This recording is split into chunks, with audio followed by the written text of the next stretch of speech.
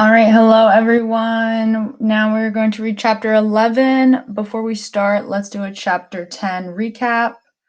So in chapter 10, Cal and Pop demonstrate their talent for handling horses. Their help wrangling the horses earns them a meal.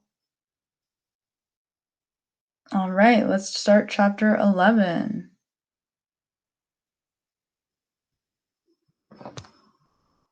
So it is called An Indian Handshake. Chapter 11. An Indian Handshake. We're on our way again. I'm leaning against the rough pine wood wall of the stall where Dakota is standing. Every now and then he whinnies soft-like, and I give him a handful of hay. A mound of that sweet-smelling grass was forked in with us before the call of, "All aboard!" After our dinner, which was real fine, pot roast with onions and carrots, potatoes, and enough thick brown gravy to float a battleship, we'd been offered a better ride. "You can join us in the caboose," Wilkie, the mustached man, told us. "You earned that." Pop shook his head. "Horses will be happier having us with them." Plus, Pop needed more time alone with me before we got to Chalagi. "Classes won't be hard for you, Cal," he says. The train is rolling across an endless expanse of brown and yellow plains. Not a patch of green to be seen. Off in the distance are big black clouds, no doubt chock full of dust. Not headed our way, though. Fixing to dump a few thousand acres of Oklahoma soil into the Gulf of Mexico. We study those clouds a bit before Pop turns back to me. "No," Pop says. "Academic classes ought to be easy. You learned a lot from your old school. More than most high school students at Chalagi did in my time. Matter of fact, unless they got a better batch than when I was there, you may find you know more than your academic teachers do as far as your 3 R's go. At Chalagi, the big emphasis is on industries. The agricultural side of things there is top-notch. Modern farming, in fact. There's where you can get an education. Pay attention, Cal, and you'll learn a thing or two we can use when we have a farm again." Pop pauses. He looks off to his right as he does when he's visiting some place in his memory. "The first thing they're going to do is boil you up. Strip you, scrub you clean, run a metal comb soaked with kerosene through your hair to get rid of nits and lice, even though you don't have any." Pop looks at me. "They'll cut your hair too, real short. Can you handle that?" I nod, but I feel like I've been gut shot. Cut off my hair? I resist the impulse to pull out Mom's comb or run it back across my head. I know that might make Pop feel bad. A man can stand almost anything as long as it's not forever. That's what I tell myself. I have to come to terms with this. It'll be over before all that long, just a few months. Pop will get his bonus money, come back, and get me. I'll grow my hair back then. We'll start a whole new life on a new piece of land. 100 acres with a barn, a team of horses, a cow or two to milk, and chickens to give us eggs. Out in the country, but not so far from a town that we can't go in on a Saturday night to a movie house and see the latest Tom Mix cereal. Maybe go to an ice cream parlor and... You hear what I just said, son? I focus my eyes away from that dream and look at Pop. He knows I have been off somewhere in my mind. I would never lie to him. So I shake my head no. Pop smiles. "I was just saying you better be prepared for 3 things, Cal. First is to start marching come tomorrow. They'll have you in a uniform and bugle you up before dawn. Second thing is when they feed you, don't hold back. No such thing as table manners at Chalagi. Grab what you can as soon as it hits the table. Otherwise, you are sure as shooting going to get thin." Pop pauses again and looks at his hands. "Last thing is that you've got to be prepared to fight. The big boys won't pick on you. It'll be the ones your age." Pop holds up his hands, makes them into fists. "Unless things have changed one hell of a lot, they won't be pulling knives or using any weapons. No biting or eye gouging or hooking. No ganging up or kicking while you're down." Pop smiles. "They won't fight like white men. They'll fight fair. But they will be trying to get their licks in. So you fight hard too. Think you can do that?" "Yes," I reply. which is not exactly the truth. Pop has tried to teach me boxing, but it's not something I learned all that well. I don't like the idea of hitting anyone. At my old school, I only ever got into one fight. It was during recess with a bigger boy a year older than me. He was bullying the 3 second graders, keeping them off our one swing. When I told him to stop, he cocked his fist and threw a punch at me. I knew in my head what I should do. Step aside and let the punch go by me like Pop taught. Then maybe throw a left hook. Except I just froze. All I did was stand there. Luckily for me, what he punched was my stomach and not my head. Unluckily for him, what he hit was my belt buckle. So it hurt him a lot more than it did me, especially since it was a pretty big buckle, and I've always had strong stomach muscles. That blow just pushed me back a step, and I stood there looking at him. "Oh, man," he groaned, shaking his fist. "I'm done. I give."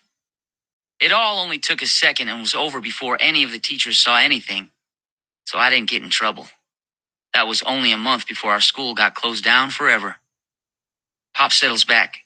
Both of us are sitting in the open boxcar door, knees drawn up to our chests. You don't want to let your legs dangle outside of fast-moving freight. It's a good way to get yanked out if there's a post or a signal near the track. More than one beginner's seen their hoboing career come to an end that way. Behind us, the horses are making soft sounds. Every now and then, one knocks a hoof against the stall as they move about. They're just shifting their positions, contented and quiet. I take a deep breath.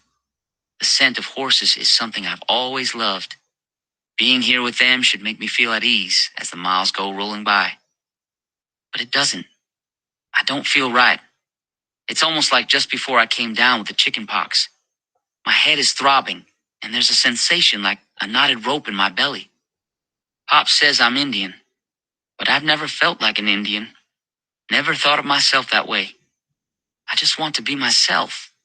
Just Cal. Not something strange as the other side of the moon. What I am is a gentleman of the road. A man with an ethical code.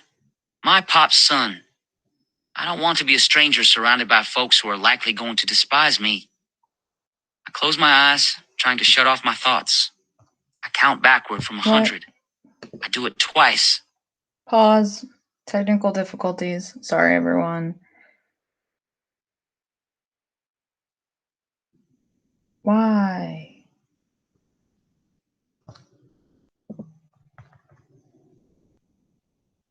All right, here we go. But I'm still awake. I try listening to the rhythm of the train's wheels. It's a metal melody that soothed me to sleep hundreds of times over the months we have been on the road. Clickety-clack, clickety-clack, clickety-clack, clickety-clack, clickety-clack, clickety-clack. But this time the lullaby of the rails is different. What I'm hearing is not the whir and rattle of steel on steel. Instead, it seems to be saying, "You're white, you're Indian. You're white, you're Indian. You're white, you're Indian." And then somehow, though I thought it impossible, I must have slept. When I open my eyes, we've almost stopped. The half light of that time just before dawn is sifting through the boxcar door. Pop's not by my side. His warmth is missing as well as the sound of his breathing, his familiar scent. A noise comes from behind me. It's just the horses stirring in their stalls. For a minute, I panic. Where's Pop? Did he leave me already? Cal. The boxcar door slides farther open. It's being pushed by Pop, who wasn't visible in the shadows. "We're here," Pop says. We're pulling into a small railway station. Arkansas City, the sign reads. The depot clock says it's 5 a.m. "Where's the school?" I ask. Pop chuckles. "This is as close as the train brings you to Chilagi. We're not even in Oklahoma yet. This is Arkansas." He looks to the south.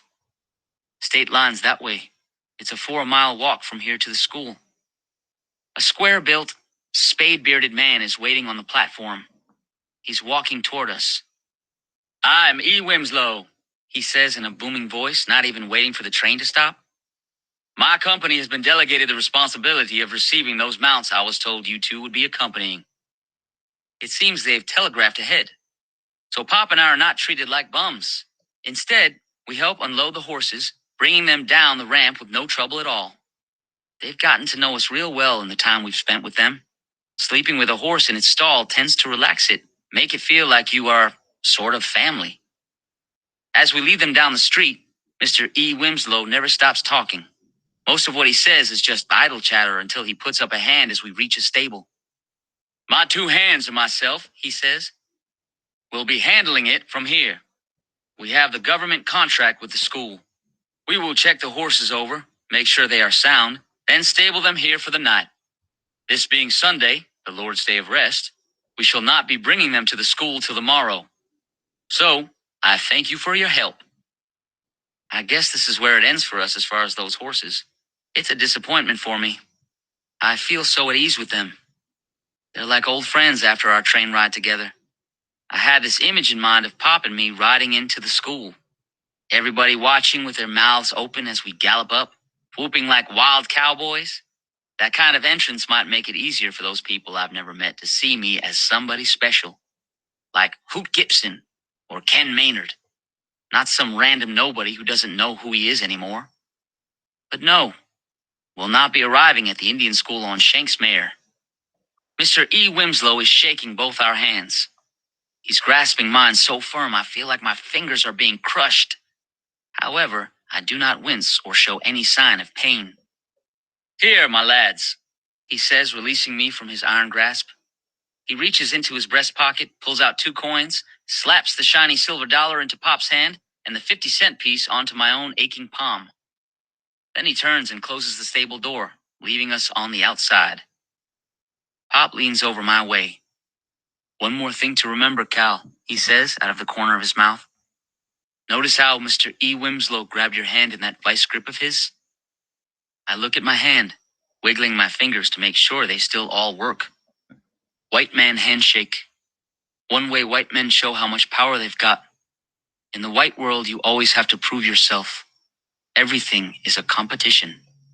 Not like it is with old-time Indians, who knew sharing was more important than wealth or power. I bite my lip as Pop says that. Ever since he's told me his big secret, there's been a change in the way he talks about things. Like talking about white folks as if they're different from him and me.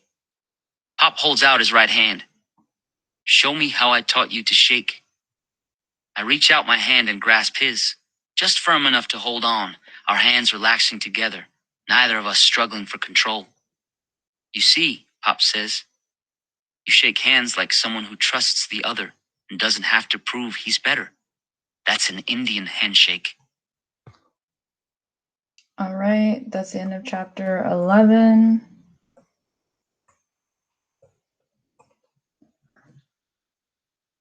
Oh.